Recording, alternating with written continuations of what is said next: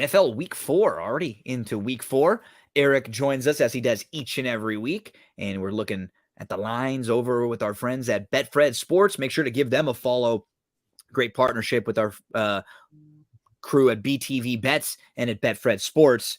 So, Eric, this week we have the first of the London games. Games start even earlier on Sunday. If your significant others were upset that Sunday football are such long days, well, now they're going to start even earlier because there's a game that's at I have a wedding 9:30 Eastern. Night. It's going to be brutal here, getting up early for that game, and I'm not looking forward to Sunday being hungover, watching a little football, but set those lineups Saturday night fantasy just in case you have a few too many because you're heading. Everything's going to be set. I'll be locked in. I'll be ready to go. So, but okay. I actually like these London games just because they're a little. Me too. Get a full day of football. It's an interesting game. I was looking at Cousins. If you just take the 1 p.m. games out of his career, he's 43% ATS. Wow. If you take out when he's a dog and just when he's a favorite, he's 42 ATS. So kind of like these games where the spotlight is on him and he can't hide when there's multiple games at 1 o'clock. He historically struggles. Winston 55% against the spread. I'm looking at the Vikings DVOA. They're 26 on defense. They're 31st DVOA defending the run. Saints are 13th DVOA running the ball. I kind of think this is the game because last week was the first game Kamara got back. I think this is the game we see Kamara get going. Heavy dosage Kamara, lean on this run game, and where the Vikings have struggled. And another thing, the Saints, they left for this game on Monday morning. So they've been in London since Monday. The Vikings have not left as we're recording on Thursday night. They're leaving Friday morning, right? No, they're leaving Friday morning. They have not left yet. And I think that's kind of a big thing. We can say that stuff about Dennis Allen. Dennis Allen, he's been over there multiple times as an assistant coach. So he's been there. He's done that. He's used to this. They consulted with some like sleep experts, the Vikings did, but this is just kind of weird. I don't know. And like you said, the primetime thing still sort of feels like it's going to hit with Cousins because I think, as you're saying, for him, it might be a combination of everyone watching you and maybe just some of those games where your routine's a little off. Right? Like if you're later in the day or earlier in the day, or you have these primetime games there you're not quite used to when it's just you and their standalone games, it's not quite the normal routine you have. I feel like this is a good spot for the Saints. Now, Jameis is dealing with the back issues. I never thought I would say this. I'm kind of hoping it's Dalton because what that will do then, Eric, that will force them to run the ball and they will do a lot more of the short intermediate passing. And I think that will work well in this particular spot against the Vikings. You have at rushing defense, like you said, that's bad. They rank 31st and they're 29th in pressure rate. Smith could be out. They could be able to sort of attack in intermediately because Dalton's not going to launch and drop back and really, really go down the field. Cousin had go ahead. Quick trend. Teams that have lost 3 in a row ATS are 149, 125, and 8 against the spread. Comes out to almost 55%. So that's a nice little trend here when they're a dog, which the Saints are. The Saints are a dog here. I actually locked them in at 3. I love the Saints in this situation. I think this will be one of our 5 plays this week because I'm on the Saints too. Landry and Thomas, keep an eye on them. They both had injuries that they were dealing with last week. They left the game. Man, Olave's a stud. He had 9 catches for 147 yards. He is a stud so far. Good route runner. Really good. They've only scored 13 combined points in the first quarter through 3 games. They got to get going quicker. They only have 1 touchdown in the first 25 drives in the first 3 quarters of their first games. 1 out of 25 touchdowns. That's dead last. Almost 75% of their offensive production has come in the fourth quarter when they've been behind and they sort of been forced to speed things up and to get a little bit more aggressive. The offense just looks bad last week. I think that has to do with Winston not being. I agree. Kamara not being there. the wide receivers missing time. I think They fumbled last week. They had a blocked field goal, some bad penalties, just a lot of little things. This is going to take a little time, but I still like the Saints long term. And I think the Vikings are the biggest bluff in the league. I agree completely. They should not have won that game last week. That week 1 win against Green Bay is not nearly as good when Green Bay is missing both of their starting offensive linemen. Green Bay had weird scheme stuff for Jefferson that week. I totally agree with you. I like the Saints in this spot. Also, they outgained Carolina 426 yards to 293 last week. Kind of a weird stat though. I guess this makes sense when you think about Drew Brees, but they were shut out 4 times in the first half in the 228 games that Drew Brees started. So there were 4 times they had no points. In the 20 games since he's left, they've been shut out 4 times in the first half. That's kind of crazy. One quick thing, I mentioned about the running backs. Vikings are giving up 24.6 fantasy points per game, half-point PPR to running backs. I kind of like the single game slate in these standalone games. Kamara is definitely someone you can kind of look to put in your captain spot. Yep. Captain spot. I think he's going to be a little under-owned. I think people have forgotten about him a little bit. What do we know about Cook this weekend for the Vikings? Reality of the situation is this. He's had 6 shoulder injuries since coming into the league. Wow. He practiced today, but holding a ball on your right shoulder, that's tough. You get people swatting on it and everything. I was low on him coming into the year just because I think this coach I'm not high on what this coach is doing, changing all the schemes and everything, the blocking scheme. I would look to bet the Cook unders. I'd be shocked, even if he does go, if he's able to produce. Jameis has 5 interceptions this year. All 5 are against zone coverage. And the Vikings are playing some variant of zone on 85% of the snaps through 3 weeks. This might be that spot for Andy Dalton to take advantage of those short passes that they're giving you, whereas Jameis tries to get a little greedy sometimes and take the shots there, especially when you're in situations where your offense is struggling. You see there might be an opportunity there. You take an extra shot. Dalton's a little more conservative. We'll continue to monitor that. Anything else you want to mention, Vikings, Saints, before we move along? If you had to guess off the top of your head, this goes out to all the people that were ranking Justin Jefferson over Cooper Kupp. Where do you think he is? What wide receiver number? Okay, so for the overall this year? Overall. In fantasy PPR scoring? What wide receiver number? Well, I know that in the last 2 weeks, he is number 57. Well, overall, he is only number 10. Yeah, because with that monster week 1, his last 2 weeks, he's been terrible, combined for 9 catches and 62 yards. So the first week, it was the week after the monster game. Maybe we could understand. Last week, your guy Okudah played really well against him. He did a great job, and now he's going to be shadowed by Lattimore this weekend, which won't be easy for him. The Vikings are dead last on third. Cousins is dead last on third down among qualified passers. Yeah, I just don't like the travel spot. So we're both in on the Vikings here in this spot. You locked him at 3, right? Locked him at 3. Yeah. Excuse me, I said both on the Vikings. We're both on the Saints, plus the 3. We both, so we're both on the Saints here. Look for the best number you can find. We're seeing it right now at about 2.5. I'm fine with the Saints money line sprinkle here. I think they play well in this spot. Let's go Buffalo, Baltimore, Eric. So one thing we've seen is scoring has been down about 5 points a game through 3 weeks. Last week, Brady, Rodgers, Mahomes, and Allen scored 12, 14, 17, and 19 in their games. In the Packers, Buccaneers, Broncos, 49ers combined for 47 points total in 2 primetime games last week. Weeks 1 and 2, each team was averaging 21.4 points per game individually.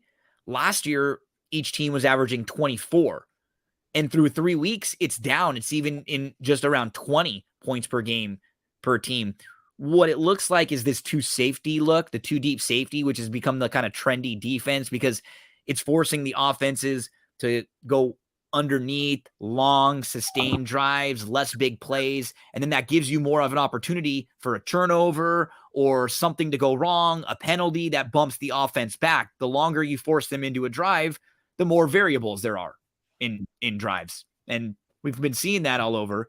This game, I don't know if we're going to see the low scoring, but there could be some weather in here, right? Like possibly some wind. Some weather issues. Could be raining. Definitely going to be some wind.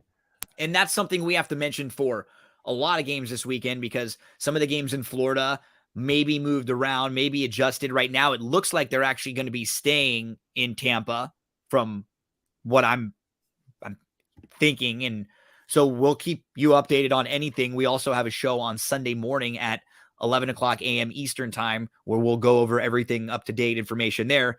Eric, talk to us about Bills Ravens. We're seeing right around 3, right? Buffalo 3-point favorite or so on the road. See, my issue is I always tend to lock these in early. So I got the 4. As soon as I saw there was going to be some weather issues, I got the 4 just because Would you play it at 3 or over? Like 3.5? I would still play the 3. I'd still play the 3.5. But at 2.5, that's where you would stop. You wouldn't play it. This is my thought process right here. I thought the Bills' game plan was absolutely putrid. The reality of the situation is this: you're banged up, especially in the secondary. You have a practice squad secondary out there, and you only ran the ball 20 times. You passed 63 times. You have to be able to run the ball, control the clock. Well, they actually kind of did because they did still have the ball for 42 minutes, but you have to keep your defense, which has holes, off of the field. The Dolphins are rolling out too high safety and completely shut down that Bills offense. You have to, with how smart this Harbaugh coaching tree is, that they're going to be rolling out the same thing too high and just make him dink and duck. Stuff to Isaiah McKenzie, stuff to Singletary out of the backfield, and just kind of dink and dunk it down the field. Dobbins is going to be playing more, but the main thing is I think Ronnie Stanley, last I heard, is going to be back, which is going to improve the offensive line. And then you just look at Harbaugh. 58% ATS as a dog, 56% ATS as a excuse me, as home dog. Home dog. And we look at Lamar has 12 TDs on the year. No other team has scored 12 TDs. Dude, so he's having an absolutely unbelievable thing. And Bills are banged up. We're 3 games in, and they have some Mondo injuries. They were playing without their entire secondary last week. They were playing without Oliver and Phillips, a couple defensive tackles, both of the starting safeties. Then they were dealing with the 90-degree heat in a game where they ran 90 plays. The guys were really, really, really tired at the end of the game. Their starting center, they got hurt a couple weeks back, so they bobbled a snap right before the half. They had a couple miscues. I mean, you dive into this game, it's one of the more fascinating box scores that you'll find with the Bills. They should have won that game, obviously, and I'm going to mention a bunch of things about them, but what it shows you is that when you can't run the ball, that's the point you keep mentioning. The close games are tough. Eric, they are 0-7 in their last 7 one-score games. The Bills. They can't win close games. They can beat the crap out of you, but they just cannot win close games.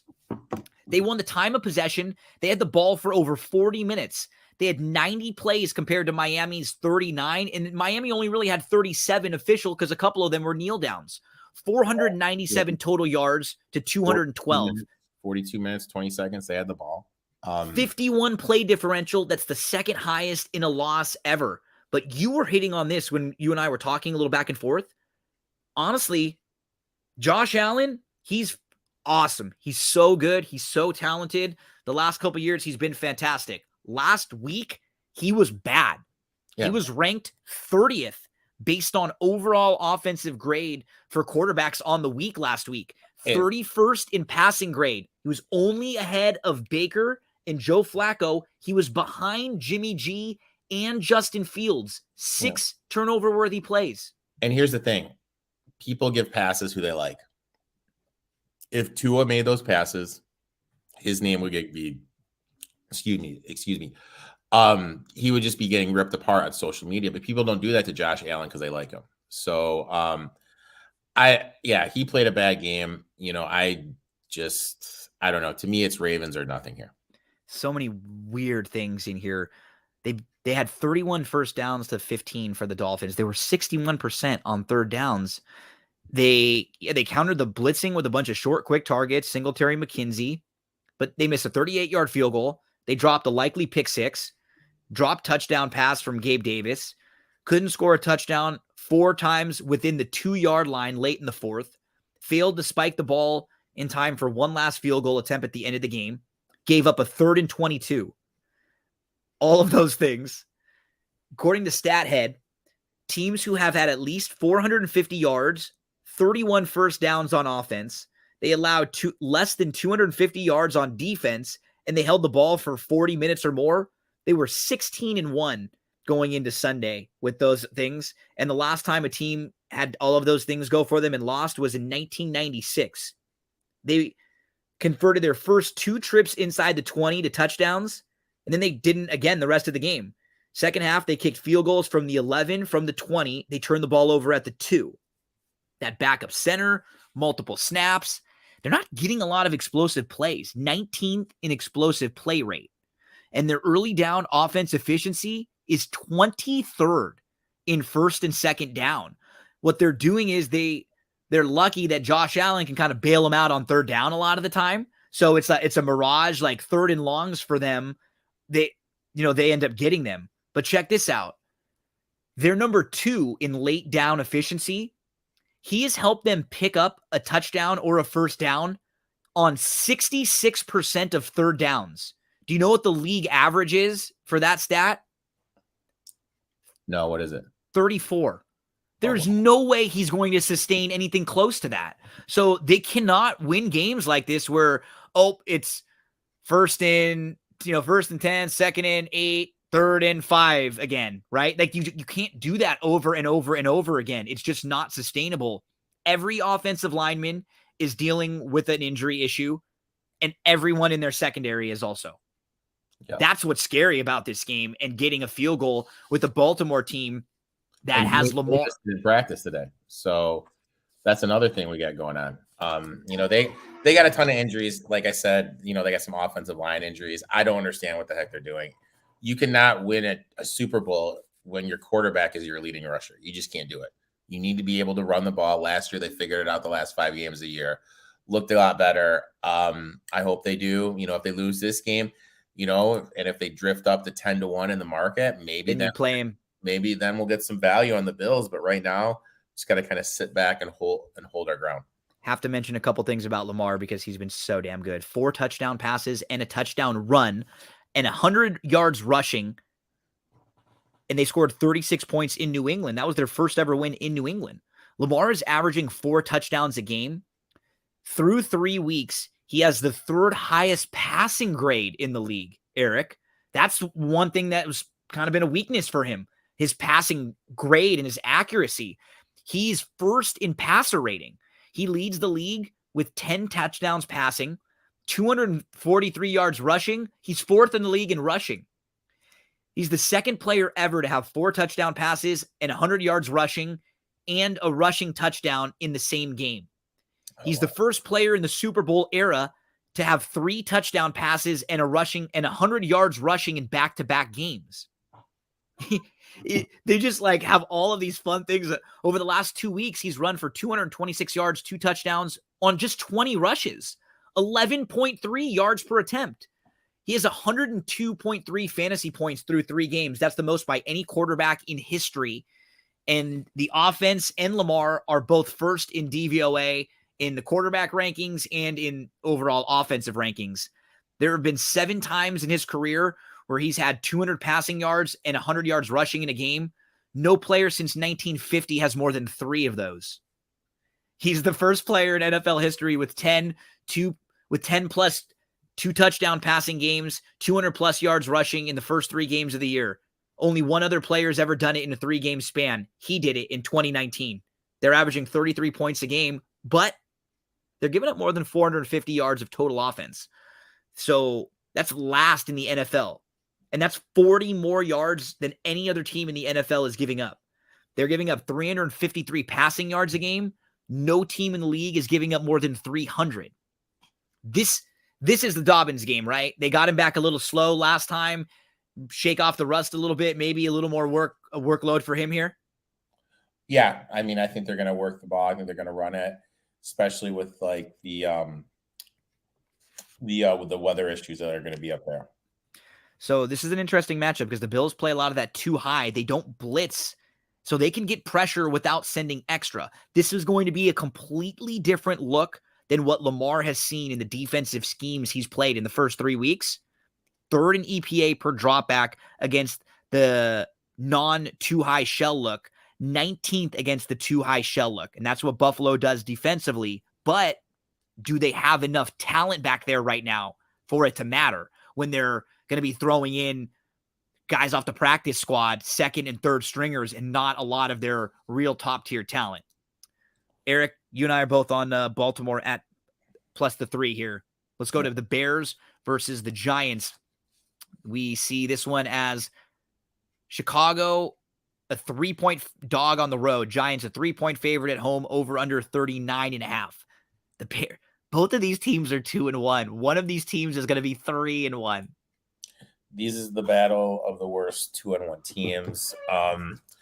You just kind of look at it. Which quarterback do you trust more? Justin Fields, 33 PFF grade still on the season. Jones, 38% ATS at home as a favorite at home, 20%. The main thing that stood out for me is I really think the Bears are going to be able to run the ball. They're 6 DVOA rushing the ball. Giants are giving up 138 yards per game and are 28th DVOA. I think the Bears are going to come out. I think they're going to run the ball. I mean, right now, this is sitting at that, 3 number. So I really won't get involved. It's kind of one of those things, like if it dips up to 3.5, you look at the Bears. If it dips under the 3, you kind of have to look at the Giants. But this is 2 teams I don't trust, 2 quarterbacks I don't trust. I really don't want anything to do in it. This is an ugly game. I think Herbert's going to be insanely over-owned. I know, because he was great, right? So you can mention what he did great, but you don't want to buy someone after the great week. You want to get them before they go or the week after they had a really bad week. I had heavy shares in Montgomery for me and my DFS stuff, and it was the right side because the Texans are the worst team against the run this year. They're giving up the most yards per game. And, right side, just, you can't do anything when the player gets injured. Like, what was it? 4 or 5 plays in, if that's not Herbert, my point is that's Montgomery. Yeah. And you made a great point when we've talked about the Bears with Fields. This coaching staff, these aren't their guys, right? Like, they don't have ties to Montgomery or Fields. So if they like Herbert might be a guy that gets a little bit more run. And you look at what he did. I completely agree with you. I do not want him anywhere in DFS this year. This week. He's going to be way overvalued, but he was excellent. Per next gen stats, he ran for 81 rushing yards over expected, 8 first down rushes, 6 explosive runs, 130 yards after contact on the ground. And there have been 5 games in his career where he has double-digit carries.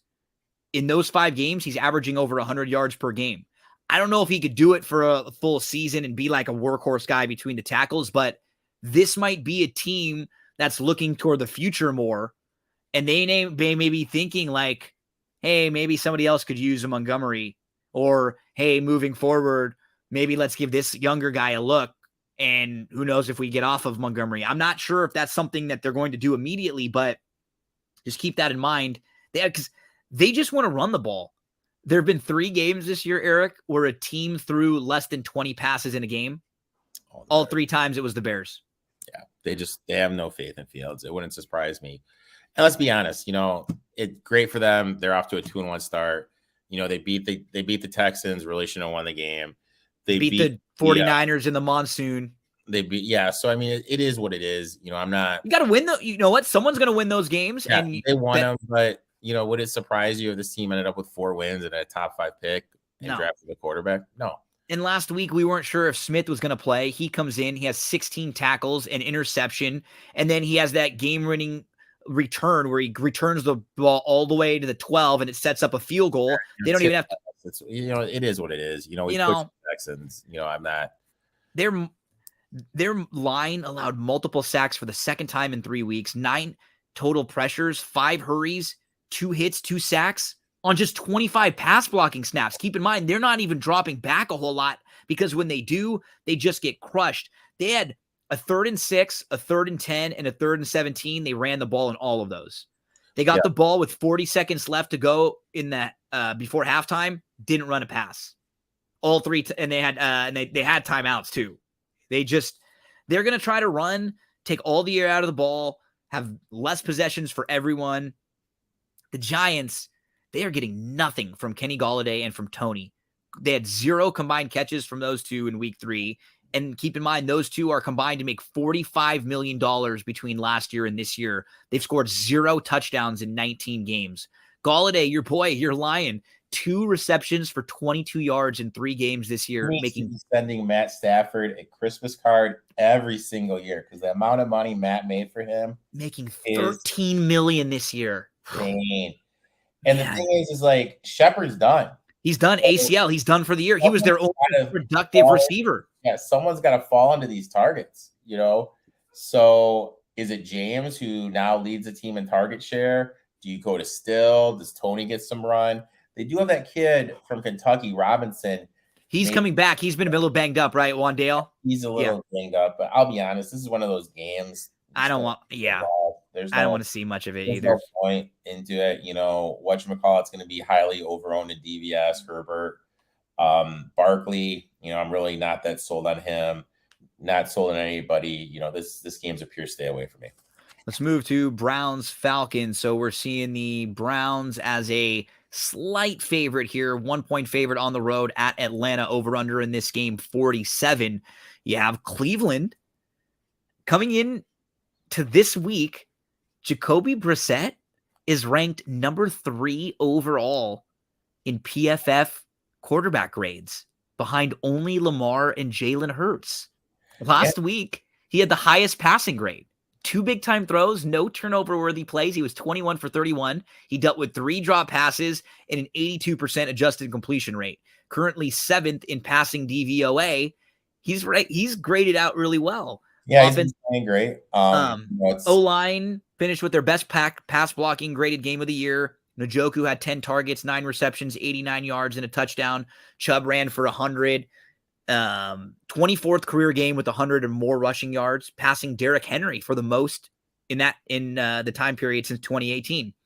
But the defense, they're just 23rd in DVOA, and I don't know if I have a strong opinion.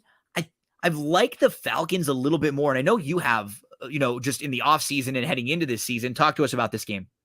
Oh my God. Our Chubb 10-1 bet for most rushing yards. So far, so good. He's leading it. This game for me, which quarterback do you trust? That's how you have to look. Mariota in fantasy, and I actually in one league, I picked him up because I need somebody this week. He's 13th in total fantasy points. He's not bad. He does what you expect, right? He fumbles or letting opponents back into the game late because he's going to run the ball a little bit. So more likelihood for a fumble or a turnover. He had 2 in the second half. He lost 1 with 5 minutes left, and that sort of gave Seattle a chance. And a similar thing happened when they lost the game to the Saints. So he's been way more competent, and they're not a bad offense to watch. They actually scored a lot of points last week. Last week, it was just their defense that was a little disappointing, allowing Seattle to produce as well as they did. Yeah, I mean, I look at it like this. I think this is going to be a high-scoring game. If I had to bet something in this, I would definitely take the over. Browns, DVOA, 4th best offense, 2nd best rushing attack. Falcons, 27th. Overall DVOA defense, 27th against the run. Flip side, Browns are 27th DVOA rushing the ball. Falcons have a great rushing attack. I think this is going to be an up-and-down game. If I had to bet this, I would take the over. The Falcons are giving up the 2nd most points per game to opposing tight ends in fantasy. I kind of wish Njoku didn't have a good game last Thursday, but since it was Thursday, maybe it's out of the mind. I think he could be a DFS guy that offers a little bit of value. Patterson for Atlanta ran for 141 yards and a touchdown. It's so weird. He was only targeted one time, and he only ran routes on 11 of 25 snaps, but it was the second time in 3 weeks he established a new career best rushing high. This guy just does not make sense. It doesn't make sense, but makes sense. But the reality of the situation is this: he's not used to touching the ball this much. No, he's going to crash. He's gonna wear down, especially between the tackles when he's getting beat up like this. They only passed the ball 20 times. 14 of them went to London or Pitts. Pitts got 4 targets on the first drive. They're 4-0 when Pitts has 80 or more receiving yards. So, you feed him. They had 6 drives that went inside the Seattle 36-yard line last week. So they moved the ball really well. They actually rank 8th in offensive DVOA so far. So, you've been on Arthur Smith's for a while. 3-0. I mean, when you look back at the situation, absolutely, and for sure 2-1. The Rams game, it was close late. They had a chance late. The Rams sort of laid down, but they blew the Saints game for sure. They should be 2-1. Absolutely, they could be 2-1. Interesting team here. I think this is just going to be one of those teams. You looked at the overs, and since their defense does struggle a little bit, has some holes. Offense is so explosive. This team's always going to be DFS gold. I think they're building something in Atlanta. They're 1 or 2 years away. I kind of like what I'm seeing from them. Me too. Let's move to Jacksonville versus Philly. Really fun game here. Everybody's high on the Jags now, man. The only thing is they're going to be facing a very good Philadelphia Eagles team here. I'm very curious to talk this game out with you. So Philly is a 6.5-point favorite right now, over under 45.5. For the Jags, Lawrence had another great game. 262 yards, 3 touchdowns, no turnovers. He completed 19 of his final 22 passes. Through 3 weeks, he's ranked 11th in Pro Football Focus passing grade. He's improved his accuracy up from 53% to 64%. His uncatchable inaccurate percentage has been lowered from 23 down to 17. His big time throw rate, the same, and his turnover worthy play rate went down. Everything is great. Their offense, 5th in EPA added per play. Their defense, 4th in EPA per play. Only the Bills and the Jags are in the top 5 of EPA per play and in EPA per play against. They've looked good there. Robinson, he had a 50-yard touchdown run last week. He's now had touchdown runs of 22, 37, and 50 yards in one of those in each game. 4 first downs, 46 yards after contact, 3 explosive runs or 10 yards or more. And he did this against the Chargers run defense that grades pretty well against the run. But keep in mind, they played a Chargers team last week that was really, really banged up. Josh Allen, 39 pass rush snaps. This is defense, Josh Allen. He had 10 pressures. It was the first time in his career, double-digit pressures, 30% pass rush win rate, 6 hurries, 4 quarterback hits. But the offensive line, they played well too. They didn't give up a sack. They're ranked 13th in PFS pass blocking grade.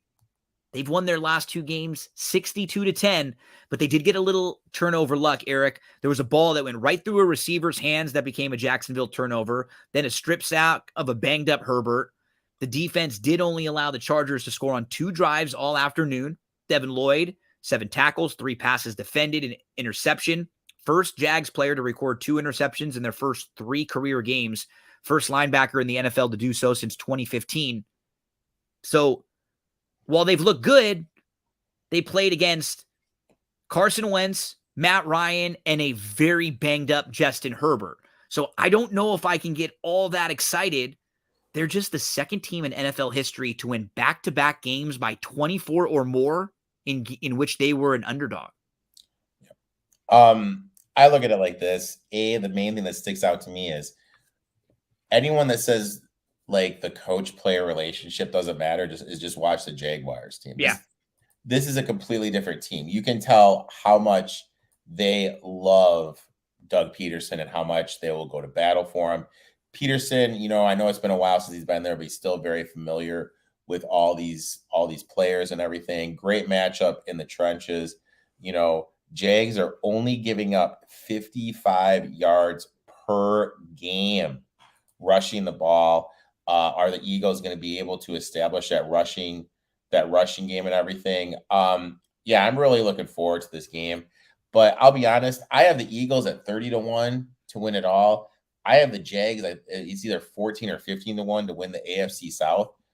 There's no point in me getting involved. You don't really need to play in this game. I have other stuff I like, but I'm going to be interested to see, like, this is like the true thing. The Eagles' legit running game is this Jags defense going to be stout against the run like they have against the other three teams? Because this is kind of like the quote unquote big boy test. Yeah, I don't know if I'm going to play it because I rarely play games like this, but at under 7, I think Philadelphia sort of puffs their chest out a little bit in this game and says, you're not quite here yet, Jacksonville. I do think Jacksonville is very solid. I think they'll have a good year, and I think they have a very legitimate shot of winning that division with what we've seen from the rest of the teams there. But, I mean, this Eagles team is really good right now. Ertz has shown improvement in accuracy. He's up from 61 completion percentage last year, 67 this year. 9.4 yards per attempt. That leads all passers in the NFL. He's the first player since 1950 with at least 900 passing yards and 100 rushing yards through 3 games. And now you look at what they did last week with Javonte Smith. He had an 8-catch, 169-yard game on 12 targets. He makes a couple awesome catches, and he's going to get one-on-one because what else do?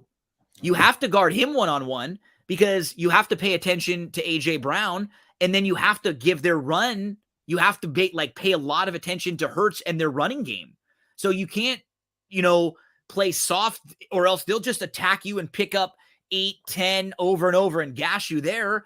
If you don't focus on Brown, Smith will get you. If you just take those two guys out, there's someone like Goddard who's certainly capable and not bad. Banged up. Goddard's a little banged up. Okay. Injury report. You mentioned Javonte Smith. One thing we need to monitor is whoever's been guarded by Benjamin St. Juste of the Commanders had the first 3 weeks to start the year has been wide receiver 1 in DFS. Okay, that's a great thing to keep moving forward. That's something we kind of have to monitor. Because he was the guy guarding Javonte Smith, so we gotta watch that. But you're right. AJ Brown does take coverage away from Goddard, take coverage away from Javonte Smith. Ertz looks great. He's running the ball. He's reading the field. Part of me looks at it like this. I look at the Jags as a playoff team. I do too. And you're giving a playoff team 7 points. I don't know. For me, like I said, I'm not playing it. If I was going to play this game, I would play like an Eagles adjusted line at double digits and just think they blow them out and I can play it higher. Like if I'm ever going to play a big number like this, I would just rather play adjusted lines that I can get for better odds. Like I would bump it up to 10. And if I think a team is going to just crush another team, I want to get rewarded for really thinking that and not just win a regular game like this in a -110 situation at 6.5. But yeah, I mean, this team, they got up 24-0 last week and they just cruised. They sacked Wentz 9 times, 3 of the first 5 dropbacks, 4 times in the first quarter. And based on the Dave metrics, which are the Football Outsiders, they're like the DVOA metrics, the preseason metrics, the predictionary metrics. They have the Eagles with the easiest remaining schedule left this year so far as a team that's up 3-0. Just 6% of their drives are ending in 3 and out. That's the best rate in the league. I see you making a face, Eric, because you and I are both watching the Thursday night game as we're recording this right now. And the Bengals had to settle for a field goal on this is the thing that doesn't why does no one quarterback sneak? You should have quarterback sneak on 3rd down. I don't know. It's just blowing my mind. It's the more I'm seeing with Zach Taylor, you can have a good run sometimes too, but the jury is definitely still out with that was just brutal. Quarterback sneak it and just call it a day. I just blows my mind why these teams don't run it. Let's go to Chargers, Texans. Now, what's difficult about this one is the Chargers are dealing with a lot of injuries in this game. And so this has moved to the Texans side. We're at Houston. Chargers are a 5-point favorite on the road, over under 45 in this one.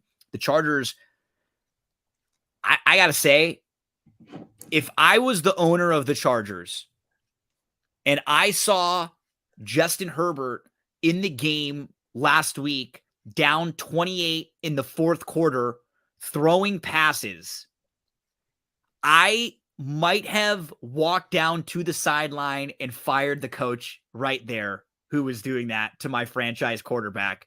I don't understand. I know guys want to stay in. At that point of the game, you just tell them, hey, look, dude, we're down. It's over. We need you next week. Your ribs are banged up. Look at everyone else. Right now, they've had injuries with Bosa, Herbert, Allen, Jackson, Lindsey, their starting center, their left tackle, Slater. They're just really banged up right now.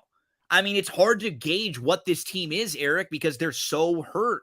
And, you know, their defense allowed Jacksonville to score on 7 of 11 drives. They gave up 413 yards, but we don't have a lot of their top-tier talent playing on both sides of the ball right now.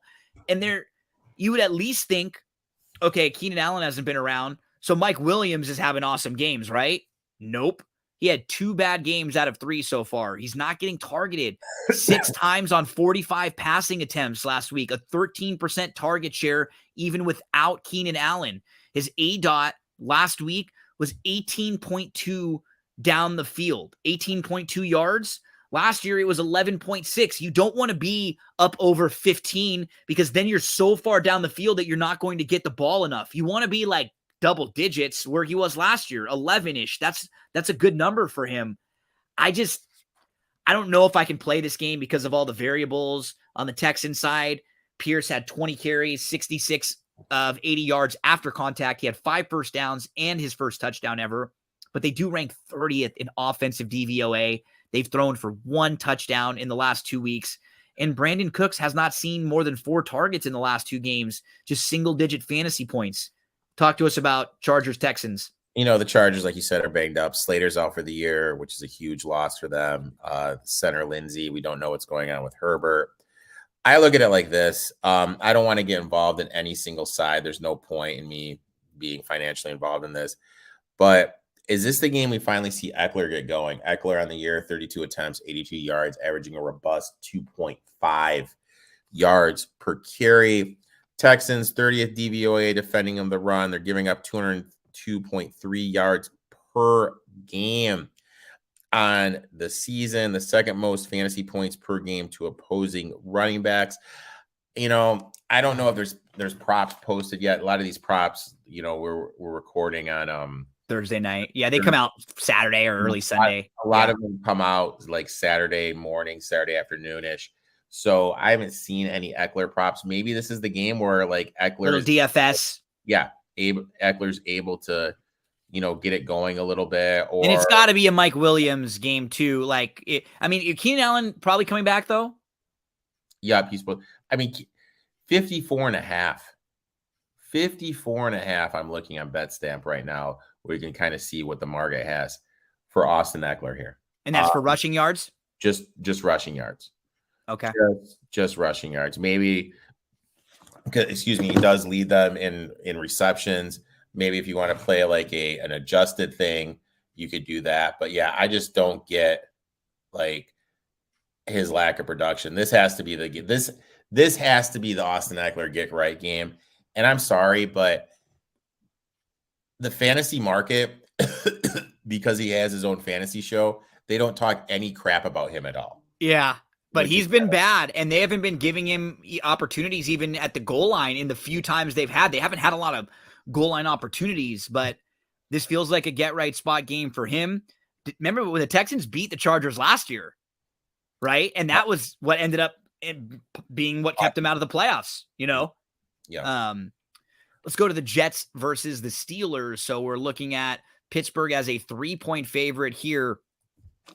Is this going to be Wilson back for the Jets? Wilson is back for the Jets. And you know what? I actually have a bet in this game. Okay. Tell us who you like here, Eric. There, like I said, there's certain coaches I absolutely love betting, and Mike Tomlin's one of them. Tomlin off a loss, 58% against the spread. Off a loss as a favorite, 58% against the spread. You look at Wilson as the quarterback. Wilson, 39% ATS. That's just every single game. He's 39% ATS every single game, which is just awful. And then you look at him as a dog. He is only 33% ATS. And then you look at their coach. He's 35% ATS. This team just doesn't cover. Zach Wilson, This feels like a little disrespectful for Pitt, right? Yeah, just like a tad disrespectful for like. I don't think Pitt is very good. I feel like they should be a 4.5 point favorite in this game, maybe like a little bit more than this against the Jets, right? Yep, a little bit more. You look at Tomlin with extended rest. I do believe he's like 60%. So 3 is your number here. Anything 3 or under, you're fine, but you wouldn't want to lay 3.5. No, anything under 3. It dipped down to 3. I jumped on it right away.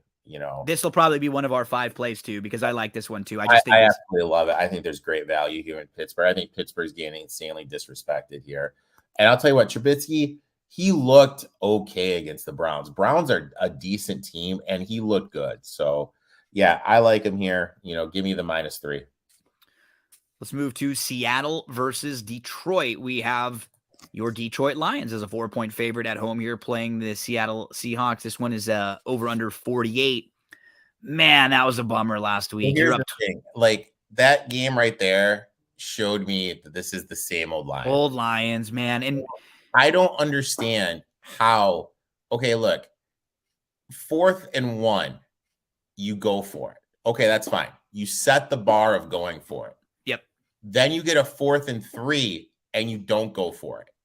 I don't care if you go for it or don't go for it, but you got to do the same thing. Consistent. There. You have to be consistent one way or the other. I would rather you go for it, try to win the game. Me too. Honestly, there were 3 decisions there. So it's 4th down and 4 late in the game. 4th and 3. 4th and 3 with a chance to get a first down, and then you win the game. You can kick a field goal that would put you up by 6, or you could punt it and force Minnesota to basically have to go the length of the field to kick a field goal to tie, touchdown to win. But of all 3 of the decisions, I think kicking a field goal is the last thing I would have picked. Yeah, because the field goal does nothing. You're still up 1 touch. You're still only up 1 score. You're up a field goal, but you're still up 6 only. They can beat you with a touchdown. And if you get it, obviously you win. If you punt it, you make them come the whole way down. But if you try to kick a 54-yard field goal with it's a non-Justin Tucker type kicker, then I don't like that decision. I really don't, because you just give them life immediately, and it was inconsistent with everything else that Campbell had been doing throughout. He was going for it all the time on 4th and 2 and 4th and 3, all the time on 4th and short. And the reality of the situation is you blew a 10-point lead with 7 minutes. 24-14 in the 4th quarter in a game where Justin Jefferson did nothing, and you shut him down completely, where Dalvin Cook got banged up and came out of the game. Yeah, it's an inexcusable loss. And look, I look at it like this: the line opened up at 6.5. Why is this moved? Well, who are the Lions to be laying this many points? What have the Lions done to be laying this many points? That was too many to start, but was there a reason why it moved down, just sort of evened out? The big thing is teams that have started off the season 3-0 ATS are only 40% against the spread in game in week 4. Okay. So, I mean, I think this is it. Seattle, you look at it like this. Detroit doesn't give up the most fantasy points per game to opposing running backs. They give up the most rushing yards per game to opposing quarterbacks. And this is just kind of a letdown spot. I mean, like, they to me, played this is hard. a letdown spot. I know. For the Lions. Swift is banged up. Amon-Ra got hurt, and he looked noticeably different after the injury. You know, and it's going to be interesting. Like, Williams. So how the offense kind of works is Smith gets him into the game. Swift gets him in the red zone. Williams gets the love. Now, if Swift doesn't play and it's Reynolds, does Reynolds do all the meet and greet? And will, you know what I mean? Like, yeah. How do these revolve? How does it split up the workload? Like the roles of the two of them. Entering the fourth quarter last week, they had scored a touchdown in 18 consecutive quarters, which was one shy of the NFL record. They scored on each of their first 11 possessions so far this year. That was the longest streak to start a season, excluding overtime in NFL history. Okudah lined up against Jefferson on 32 routes, allowed 3 catches for 14 yards. And they were in press coverage 68% of the time. That was like me on you. You know, Goff was 8 for 13, 114 yards and a touchdown on play action. Like, I'm fine with Goff. He's fine when you give him some time. Yeah, and looking good. I agree. You don't want to lay, like, I think you win this game, but you want to lay more than a field goal, right? With Detroit right now. Like, why? Why are they getting so much respect? I know. You know, they got holes defensively. This team hasn't won anything. Total letdown from what I saw last week. You know, I just really low on my boys right now. Just really low on my boys. You got Geno over on Seattle, who made two big time. I wonder what Geno Smith's rushing props are, because the Lions 2 big time throws, 4 turnover worthy plays last week. This year he ranks 10th in DVOA for quarterbacks. Russ last year ranked 12th, and he has a better QBR this year than Russ did last year. There was one big 10-yard loss on a sack. It was 3rd and 8 from the Atlanta 28 at the 2-minute warning. That caused their win probability to go down 19%. And then on 4th down, he threw a bad pass that ended the game. Their offensive line allowed 12 pressures across 46 pass blocking snaps. Yeah, I don't really have a strong opinion. That one. His rushing prop is 6.5. Wow. If I had to bet anything, that would be the thing I do. Let's go to Titans versus Colts. So Colts are a 3.5-point favorite here playing the Titans. Eric, I like the Titans in this spot. I think they're still just getting a little bit undervalued in here. I don't know why the Colts are favored by more than a touchdown. Looking at the Colts last week, they beat Kansas City, so they were going to get some buzz off of that Kansas City win. That was 1,000% a Kansas City loss. Kansas City was playing without their field goal kicker. They missed a field goal. They missed an extra point, and then they had to run a fake field goal, which was a dumb penalty, which was a dumb play. And they had to do all of that because of their kicking issues. Yeah. And let's not forget Mahomes. Like, this is something that no one is talking about. Everyone's talking about Mahomes and Bieniemy getting into at the end of the first half. First half, Mahomes is talking to Bieniemy during when they're off the field. Second half, who is he talking to? Reed. Nagy. Or Nagy. Okay. Yeah. So there's that issue going on. I think there's some issues internally going on with the Chiefs and everything. So you're right. The Colts backed their way into the game, which is fine. You know, I had them at 7, you had them at +5.5. And I agree with you. The Titans are getting absolutely no love here. Vrabel, 61% ATS as a dog last 3 seasons. Vrabel. What was that one? Give me that one more time. Vrabel is 61% ATS as a dog. Last 3 seasons against Wright, he's 67% ATS. Last 2 seasons, 3-1 ATS. So, I mean, he historically covers as a dog. He historically covers against Wright. Yep. Colts are only 30th DVOA as a team per Football Outsiders. The 32nd DVOA offense, 25th DVOA versus opposing running backs. You know, and you mentioned it. I watched a little bit of your guys' stuff earlier on BTV. They got Henry involved in the passing game. 5 targets. That was great for him. Yeah, he's 27th. Or 5 DVOA. catches on 6 targets. 7th DVOA defending running backs as a wide receiver. I think they get Henry going out of the backfield, that's going to open up more stuff. And, this Colts offensive line was supposed to be one of the best offensive lines in the game. And their tackles are struggling. He got sacked 5 times. He got hit 10 times last week, Matt Ryan. He fumbled 2 more times. He has 7 fumbles this year. He's leading the league in fumbles. Last year, the most fumbles he's ever had in a year was 12, or the most fumbles he's ever had in a year was 12. He's already got 7 this year in 3 games. Yep, offensive line is struggling, and I'm sad to say, like, ever since the tragedy that happened with Kelly and his wife off the field, his play has just like dropped down, and you hate to see that. And the tackles, they got some young kids in there. They're struggling. I'm not a big Matt Ryan guy. I think this is a great spot for the Titans. I think the Titans are kind of getting a little bit overlooked. Yep. I locked him in at 3.5. Me too. I already locked this one in, and I'm going to place the money line on them also. Higher, I'm all in on. The only touchdown that they scored before the game winner came after a fumble on a muff punt where they got the ball inside the 5. And their game-winning touchdown came after a sack forced a 4th and 15. No team was able to drive the length of the field. They're 24th in EPA per early down last week. They've been outscored 61-16 in the first 3 quarters of games so far this year. They're just getting crushed.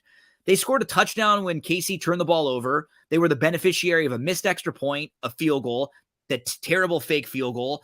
Then they get a free first down after a 3rd and long on a 4th quarter sack. That was a personal foul call. That was not a personal foul. It was an awful call that basically gave them the game. Kelsey dropped what would have been a touchdown that would have put Kansas City up by 2 scores that helped Indianapolis come back and win that game. Jonathan Taylor ranks 17th in success rate, and now he's dealing with a toe, right? Yeah, he missed the first practice he's ever missed in his career. This week. I don't like Frank Wright. I don't like the way he calls the game. No. I don't like anything that he brings to the table. I don't know. I think this Colts team has a lot of issues. I don't think Shaq Leonard plays, which is a big hole defensively for him. And these are the games, like, they just haven't been able to beat this Titans team. Yeah. Even when they've had better, teams that looked really good, they were playing well last year in a good stretch and they couldn't beat the Titans. Yeah. I don't know. Like, I'm definitely I like my Titans bet, and I'm just going to lock it in. We're on the Titans here at plus the 3.5. As you mentioned, Henry ran for over 4 yards per carry for the first time this year, and they were able to run the ball, so then they were able to use play action. They used play action on 50% of the dropbacks last week, and they only could do it 35% weeks 1 and 2. So just run the ball early, establish that run with the big man, get him a couple looks like you did out of the backfield with some passes, because then that makes you bite a little bit more on the play action, right? When you actually get him involved with a pass or two here and there. So let's move along. Washington, Dallas. Eric, we have the Dallas Cowboys as a 3-point favorite. Is it still going to be Rush this weekend? Yep. Still Rush playing Washington. Over under in this game, 41.5. Washington last week had negative 18 yards passing in the first half, 56 total yards of offense to the Lions in week 2 in the first half. Yeah, they got sacked 9 times and had 2 strip sack fumbles. They are bottom 5 in both offense and defensive DVOA. But the Cowboys, though, they're number 6 DVOA. Cooper Rush, he's currently 8th in passing DVOA. Their offense is 15th because they had that bad week 1. But in the last 2 weeks, their offense would be ranked number 6. And their defense is currently ranked 8th. What it feels like for Dallas is a lot of the rest of the guys on the team have sort of stepped up and played really well the last couple of weeks when Dak went down just to raise their level. I don't know if they could do this throughout the rest of the year, but they've played pretty well in back-to-back weeks, and they picked up 2 wins that on paper they may have thought were 2 losses with Cooper Rush starting. I'll tell you what, Cooper Rush looked great. He made some NFL quarterback level throws. Good job managing the game. With the way the Cowboys defense is, playing, it's hard to trust the Commanders are going to be able to block anything. But To me, I look at it like this. This is the ultimate buy spot. Low on the Washingtons. They looked Anything awful the over last two. this is absolutely something I have. Anything over 3. So at 3.5, you jump in on them. Anything over 3, I'm sitting back and I'm praying it doesn't get to 3.5, so that way I don't have to. You don't have to bite it. You don't want to be rooting for Wentz here, but you may have to be. I know this. I agree with you. This feels like one where I don't think we'll need to make it one of our 5, but if we had to, I wouldn't have a problem with Washington at 3 or over, but I definitely want the 3.5. Big INT right there for the Bengals, man. Big. Oh, yeah. Bengals are up by 5 with 3 minutes to go as we were watching this game live, 20-15. And so they're in shape to cover right now if they can run the clock out here. What I didn't see. So what happened to Tua? Just a little tangent. He got sacked and he just hit hard on the sack. Head hit hard on the ground. Okay. I didn't see really what. Okay, he got some weird thing going on with his hands. You just hope he's okay, because you hate to see that. Especially when he's playing well right now. We've critiqued him a lot, but this is the best stretch of his career right now. So you'd like to see him get a shot. Don't like people unless they're Baker Mayfield get hurt. Well, let's talk about Baker next up and the Carolina Panthers and Arizona. I'm doing it, Eric. I'm going back to him one more time this week. I'm going back to. All right. I got numbers for you, man. I got numbers for you. Talk to us. So, do you know who one of the worst coaches in the history since 2002 is against the spread as a favorite? It's got to be Matt Rule. 23% ATS as a favorite. Your boy now here's what I will say. It obviously matters. At this number, I'm taking this game as a pick'em. Okay. It's basically like a 1.5. But everything you're saying is absolutely relevant. They still are favored in this game. But I would not play Carolina I probably wouldn't even want to play them at like 2.5. 2, at like where they are right now, where it's been like 1.5 or so. I think they're going to win this game, but give us some more of your numbers. I locked them in at 2. You look at Carolina? Yep. Carolina at 2. You look at Mayfield. Mayfield 11 and 22 ATS as a favorite. That is 33. So wait, you locked in Arizona. I locked in Arizona, excuse me. Okay. This will be the one game, one of the few that we go head up against each other. Keep going though. You look at Kingsbury, 68% ATS as a dog. Kyler, 65 ATS as a dog. These guys, for whatever reason, they just cover, especially when they're on the road. These guys actually do a better job covering the spreads on the road. I'm not high on this Carolina team. They're 27th DVOA defending the tight end. Zach Ertz is going to be able to eat against this linebacker core. He has an 18.1% target share, which is second in the team. I think he has great value in DFS. I think he's going to eat in his props. You can lock in his props.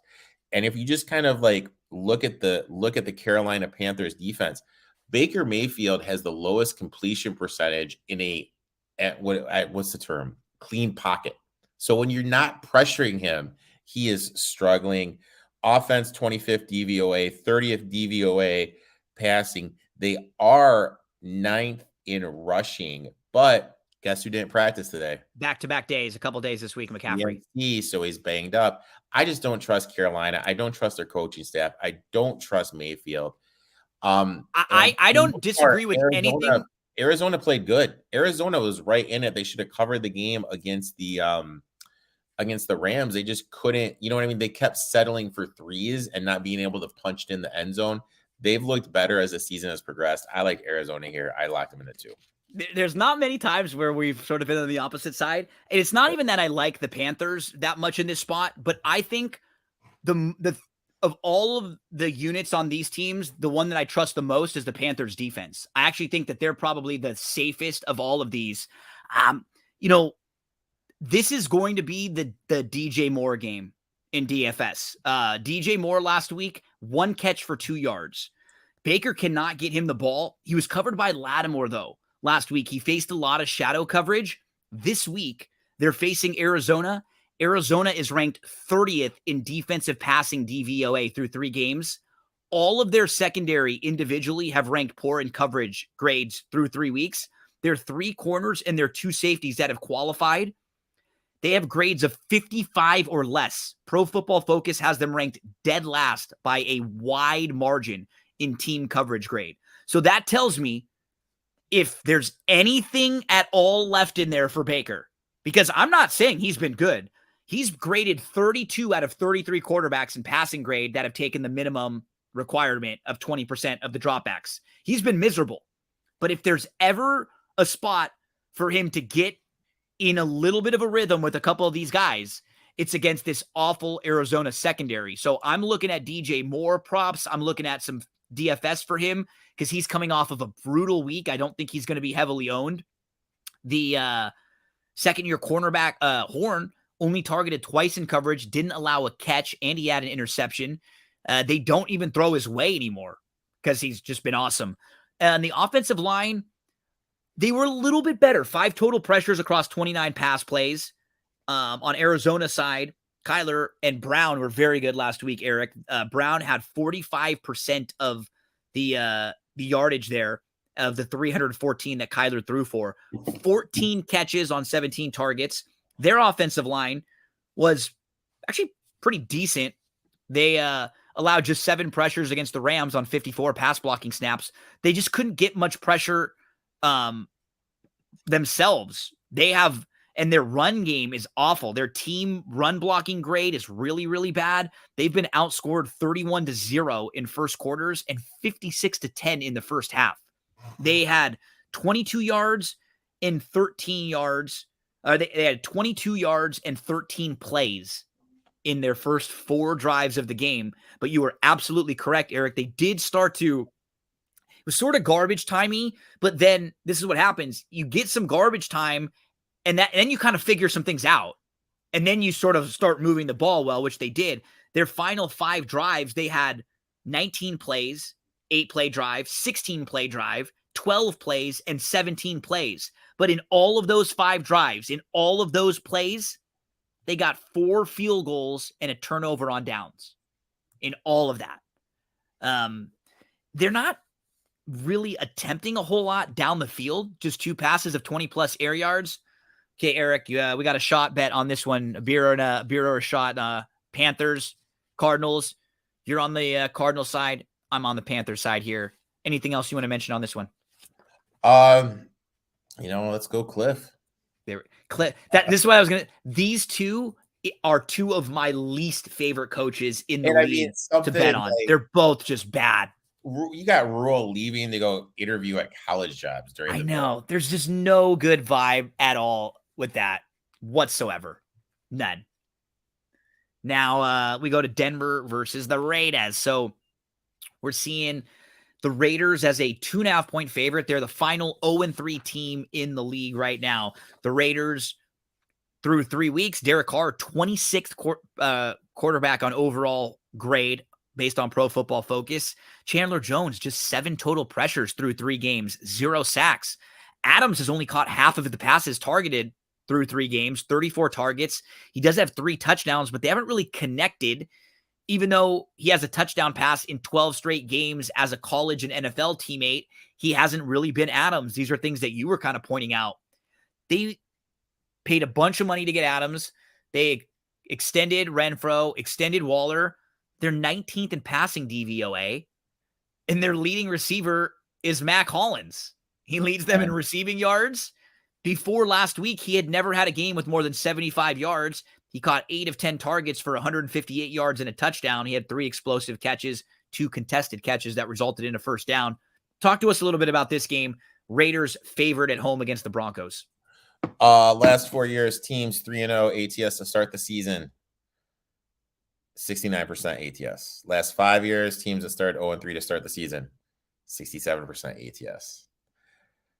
Last 6 years, teams that started 0-3 ATS. Game 4, 71%. This spot just screams Raiders. You have Josh McDaniels already coaching for his job, already having locked door meetings with Davis. Broncos offense, is struggling. Their defense playing well, but they have been struggling to cover the tight end. They saw OJ Howard the first game have 2 TDs, just absolutely. No, it wasn't the Raiders. I'm sorry. Zach Ertz had a good game against them. Who did the Raiders play the first game? I'm totally spacing. But yeah, they've struggled. They got to get Adams they got to get Adams the targets. You look at him, 12 targets the first game, 141 yards. Last 2 games, he's only had 17 combined targets. They got to start looking his way. Got to look to Waller. Got to run the ball. I absolutely love the Raiders here in a must win. And historical data shows that this is the spot to back them. Another one where we're slightly against each other. I think the Raiders are about to go bottom up and crater. There were some funny stories being told today on social media that I wanted to read a couple of these because I thought they were great. And these are the kind of things that you always mention on the show that I love, little like stories like this. So this was from one of the former players of Josh McDaniels, Tyler Columbus. Says, in honors of Raiders Week, I present some stories about my favorite Hurricane, Josh McDaniels. It says, so after trading away the young nucleus of our offense, including Jay Cutler, he said to the entire team, fellas, don't worry about the quarterback situation. I can turn a high school quarterback into an all-pro. After completing training camp with fully padded 2 days, as often as was legal, he hyped up a special reward after practice, and he was making it a really big deal. It was an ice cream truck and a t-shirt that said Iron Man. Our reward was ice cream. Thanks for the creamsicle. I'm reading from Tyler Columbus's thread. It said every day began with a 10-minute bad football reel from the day before, where he would dog cuss you and your coach for any bad play from yesterday. Like, how do you set the tone for a positive new day when you're blasting everybody what they did the day before, right before you even start? I'm like dying reading this thread. He said they had about 25 slogans painted on the walls. If you forgot the slogan, he would call you out and ask you what each slogan said. If you forgot one word of them, he's grilling you. He said in the exit interview after the season, he spent 10 minutes telling me everything I sucked at, but he looked so depressed and miserable. When he was done, I said, Coach, are you okay? He said, man, this is a hard guy to work for. He said, I'm not coming back. No way. These are just a few things that he said, and he's going to keep going, but I don't think I read it like this. Like, that's his first job. And hopefully he's learned a little bit since then. He's trying to be like a Belichick Jr. You know, yeah. And everything you're saying there just kind of screams like Belichickianus. I know. And that doesn't work anymore nowadays. Like, you have to be a few people can pull that off. Yeah, there's a handful of people that could throw it off. You know, I don't know. My only, and I'm not that high on Denver, but I do think that the best we've seen Denver look was on the final drive of that last game. 12 plays, 80 yards against the 49ers D, which is a good defense, to win the game. It was their first time they looked okay. They combined for 50 yards of offense on their other 6 second-half possessions. And they brought in Rosberg, who they'd never even met, to help them be a consultant. And you know what? They got a victory. But why is Melvin Gordon getting 18 touches? 12 carries for 26 yards, while our guy Javonte, they're literally splitting. This stat you'll like. So they're based on next gen stats. There have been 7 calls that the Broncos have had this year where it was like a 4th down and a decision where you had to make, it was like 4th down and short. Do you go for it? Do you kick? Do you punt? Whatever the decision is. They've made the right decision based on the percentages 1 out of 7 times in those situations. And wow, like those are in close games. Like that's when you need to make the right call. What I did like was Sutton starting to look like a number 1. He was targeted 10 times, 8 catches. He had 2 contested catches, a 30% target share. He has 49.7% of the team's intended air yards. That is, and he's accounted for 47% of their air yards. That's second in the NFL. Studley cornerback Patrick Surtain was targeted 5 times. All 5 hit the ground. He forced 2 incompletions. He's now allowed only 45 yards on 14 targets this year. They're 5th in defensive DVOA. They're only giving up 12 points per game. They're facing average number of drives. They're stopping defensive accurately, efficiently. They punted 10 times, though, last week. They twice had a drive start at the 50-yard line and gained 0 yards combined in those 2 possessions. They took 4 sacks. They only attempted 1 pass over 20 yards through the air. There's not a lot of great, but I just think their defense is dominant. I don't like what's happening with the Raiders, and I'm going to lean Denver in a game where they're a slight dog here and play like a little Denver money line. And at 2.5, I'm going to sprinkle in a little bit. They had 9 3-and-outs, but the defense only allowed 3 points on the final 12 drives. Yeah, they from San definitely have Francisco. an identity, with their defense. You mentioned Javonte Williams. This is going to blow your mind. Just looking at these splits, let's look at backfields that split carries. Dylan, this is in the red zone. Dylan, 54.5%. Aaron Jones, 45.5%. Hunt, 47.8%. Nick Chubb, 43.5%. Akers Henderson, 54.5 to 45.5. So, everything's like within 10%. You know what I mean? Nothing like crazy. Okay. Can you guess what the Gordon Javonte Williams red zone carry splits are? It's got to be like 65-35. You're close. 66.7. Oh my gosh. 33.3. That is just ridiculous. That is just absolutely Why? positively insane. It makes absolutely 0 sense what you are trying to do and why. So I don't know. It's just it is what it is. Let's continue along. We go to Patriots Packers here. Packers 9.5-point favorites, over under in this game 40.5. Did I hear something that Mac Jones is going to try to play? That's the thing. Like, he's got a high ankle sprain. Belichick wants him to play. He doesn't want to play. They're having this little bickering thing back and forth, and I don't know. I look at it like this. I'm looking at the stats and everything. I'm sorry, I messed up my note order. Packers are bad against the run, man. They are really, really bad against the run. And the Patriots are the number 1 DVOA team running the ball. Even if you have Brian Hoyer back there, he's a pro. This is going to be a heavy running game, I feel, no matter who plays. They're going to shrink. They're going to shrink the possessions. And I'm sitting out, but if my boy Zappy comes in from Western Kentucky, who set all those records there, if he comes in, I think the Patriots are a good live bet. I took the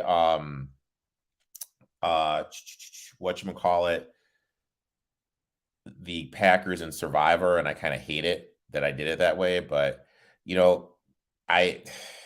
don't know. I don't. The only way I could see them covering this game is that they just milk the clock and run it. But I'm not betting the game. I'll look at some Damian Harris props just because last week was a Stevenson week.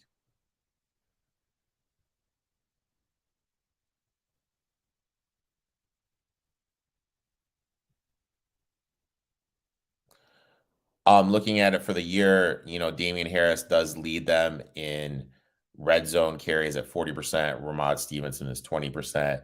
So I think it's only a matter of time before it kind of like backs out, and this is a Damian Harrison week. So I'd lean to him in DFS. Anything else, this is just a pass for me.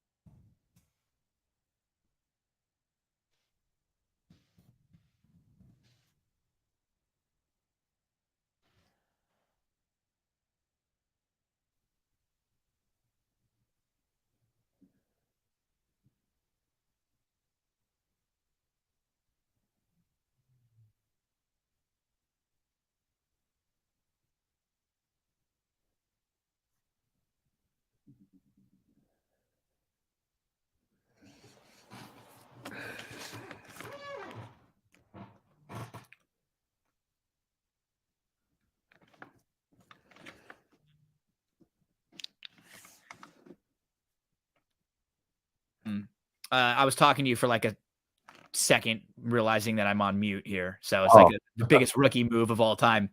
As yeah, I don't want much to do with this game individually. You know, Dobbs, he's the buzzy guy, right? A lot of people will jump on Dobbs this week after his big week last week. He had a great week, and they had a great start to the game. Rodgers was 12 of 13 to start. He led them on scoring drives of 10 and 12 plays. They took a 14-3 lead.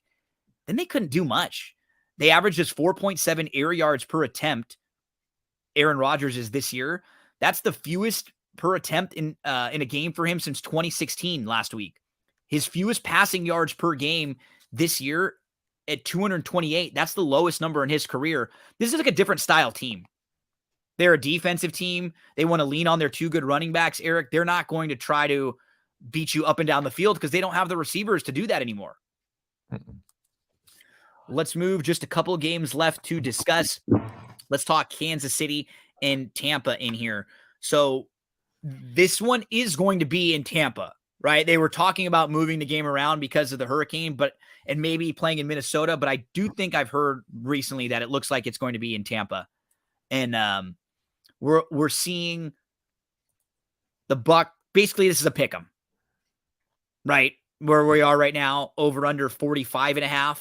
So you pick them. I look at it like this: Brady 80% as a home dog. He did open up getting 1.5. As a 3, he's perfect against the spread as a pick 'em to a 3-point dog. Chiefs, like I said, I really think that they have some issues going on internally with Mahomes and Nagy and Bieniemy. I think there's some stuff going on there. Offense, as soon as they get in the 5-yard line, it's like a circus. They're running like tight end draws, tight end jump passes, tight end. See, I'm not as worried as you are overall. I think the spot was just a really good spot last week for the Colts, which we were on. And then I think that I think the field goal kicker, the Butker stuff, is really screwing with them more than you would think. For a team who's got such a good offense and a guy like Mahomes, you wouldn't think missing a field goal kicker would be that big a deal. But like, you're right. They've been getting really too cute with stuff. Yep. Look, I just don't like what I see. Tampa Bay, their defense has been playing lights out. In terms of total fantasy points scored, do you know where they rank on the year? Just their defense. Got to be one? Got to be at the top. Well, overall, they're the best. Oh, defense. How? Yeah. But in terms of every single position. No, where are they? 50. Wow. 50. For this defense. This defense is playing lights out. I think the Chiefs got some internal issues. But, if you just I don't know, you look at it, they really didn't look that good against the Chargers. It was a 99-yard touchdown INT that kind of sealed that game for them. They played the Cardinals in week 1. Cardinals basically had a practice squad out there. So, like I said, there's just some stuff I don't trust about this Chiefs thing. To me, it's Brady or nothing here. Or, of course, the props aren't out yet. The Chiefs give up the most receptions per game to opposing running backs. So I definitely think as soon as the Leonard Fournette props come out, I think there's value on his receiving props. I'm trying to pull it up. I've been looking for it all day. They only have his rushing prop is at 65.5, but I'm looking at total receptions for Leonard Fournette. So this is we've got a couple where we're on the slightly opposite sides here. I got to find out though with the receiver stuff for Tampa. Like Evans is going to come back. That'll help them a lot, but they were playing without their top 3 wide receivers. And you could really see they have been really banged up. They had 2 drops, many other instances where they weren't on the same page. They were 2 of 11 on 3rd down. And then they drive down to possibly tie the game. They need a 2-point conversion, and they got a penalty. So they have to run it from the 7-yard line instead. It's like, are you kidding me? They can't run the ball. They rank just 26th in rushing DVOA. You were mentioning some of the Brady stuff. 13th time he was a home underdog. He was 9-3 straight up and 11-1 ATS. That was the best cover percentage as a home underdog going back to 2000. They have played the easiest schedule of passing offenses so far. That won't be the case here. They've played the second easiest schedule of offenses overall. So if you think about who they played, like we were saying, passing-wise, the Packers aren't really a great passing offense anymore. They played a Saints team with a banged-up Jameis, and they played Dak that got hurt, and the Cowboys in week 1. So they haven't really played juggernauts as far as passing is concerned. This will probably be their toughest opponent there. And they're not really getting a whole lot of pressure on the quarterback.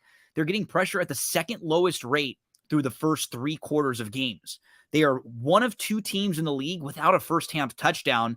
I'm going to keep an eye on their offensive lineman, Smith. If he doesn't go, they might be on their 3rd string left tackle because they're already on a backup center and a rookie left guard.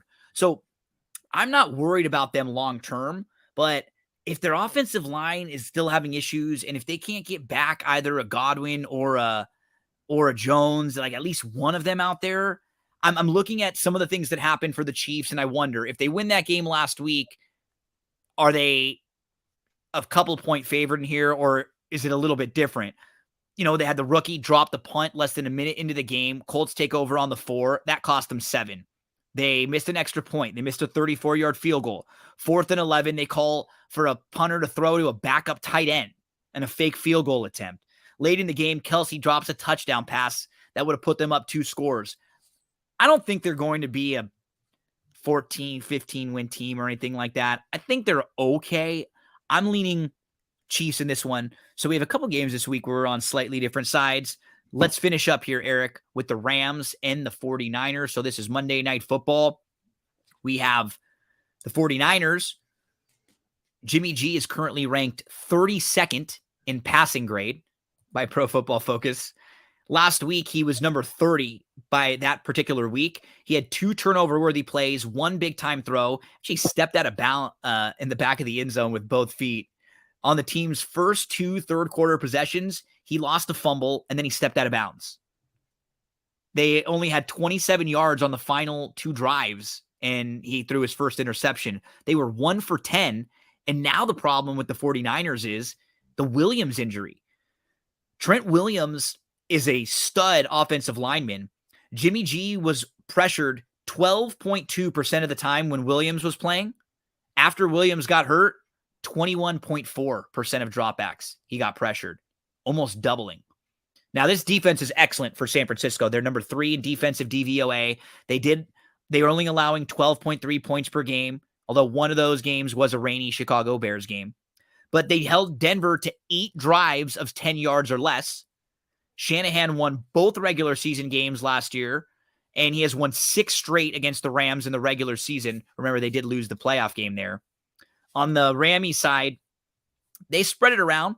Last week, they didn't get it to cup all that much. It was the first time Stafford has won without throwing a touchdown since 2018. Akers was much more involved in the running game, Eric. He had 12 carries for 61 yards, only 5 touches for Henderson. They split snaps, but Henderson was almost all in pass catching. They had to settle for field goals as well as forcing Arizona to settle for field goals.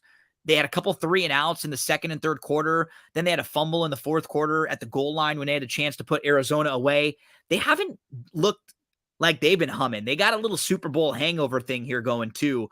Cooper Kupp only had 4 catches last week, but he was excellent against San Fran last year, 240 yards and a touchdown in 2 games. Aaron Donald, one of 11 players in NFL history with 100-plus sacks in their first 9 seasons, and I think one of only 2 that primarily played inside. He leads the NFL in sacks, quarterback hits, and tackles for loss since he entered the league in 2014. The Rams won a game where they only had 15 total first downs. They were outgained in total yards, but the defense did come up with some big third down stops to keep the Cardinals out of the end zone all game. Talk to us, Rams, 49ers. I mean, the big thing is Trent Williams is out. Best left tackle in the game. He's going to be anchoring it there. He was able to carry a lot of the stuff with him not there and Jimmy G not being fleet of foot. I think the Rams, you mentioned their pass rush. You mentioned Aaron Donald. He's going to be able to get home. Wagner's going to be able to get home. Leonard Floyd's going to be able to get home.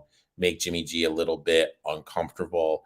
And then you mentioned, Kyle Shanahan, 37.7% ATS is a favorite, 36% ATS is a home favorite, and McVay's 72% as a road dog. I know historically, Shanahan has kind of owed him, but I think kind of the spot and then the situation that the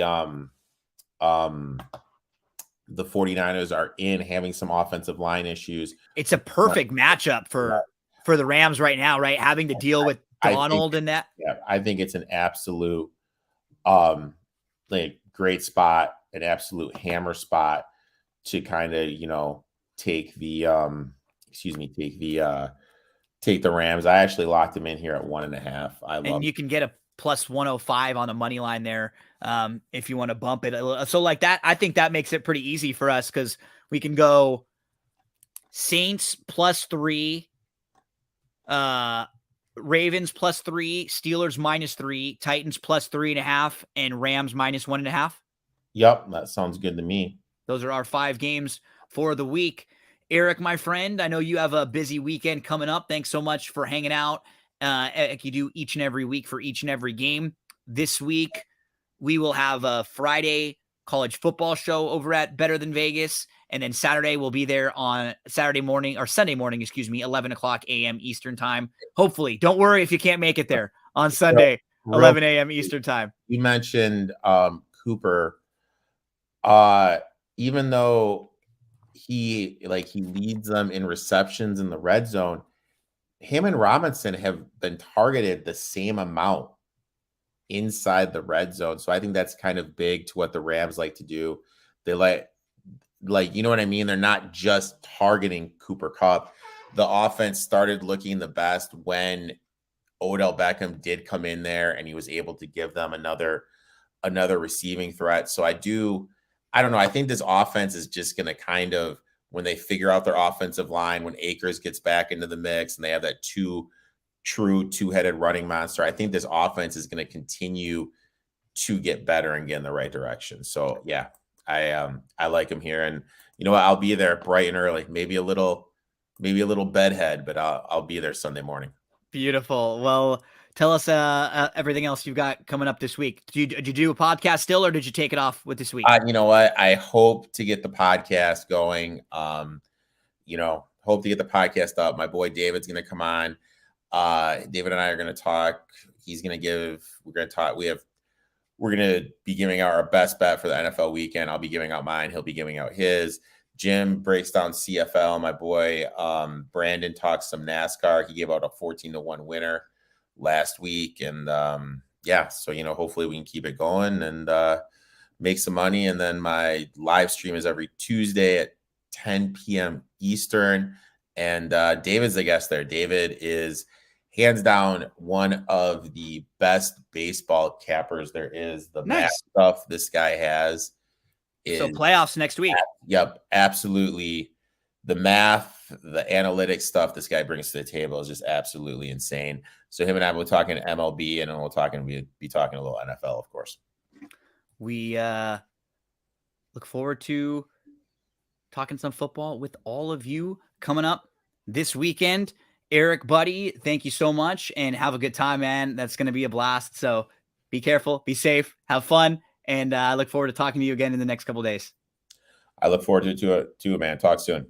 Thanks so much, everyone, for hanging out with us. If you're listening on the podcast, we have a lot more coming up. If you're watching on social media, we'll have these videos every week so we can show you the lines as we go through each of the games and check out the point spreads over at